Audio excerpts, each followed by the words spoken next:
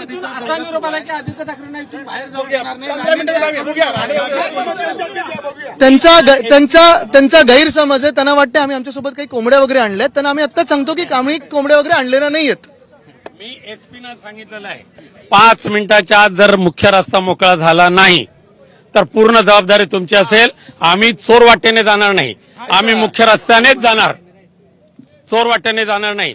आणि या संपूर्ण प्रकरणाची जबाबदारी पोलीस यंत्रणा एसपी यांच्यावरच आहे. त्यांनी आपली भीती का वाटते ना एवढी?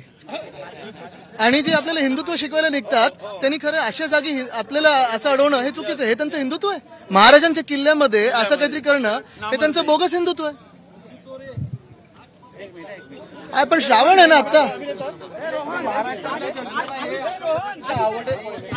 बिलकुल नाही आणि आम्हाला पण आवडलेलं नाही म्हणून मी सगळ्यांनी इथे रोखून धरलेलं आहे. गो life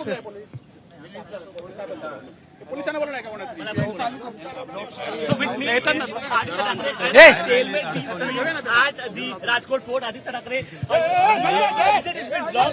Narayan Rane supporters, how do look at this aspect?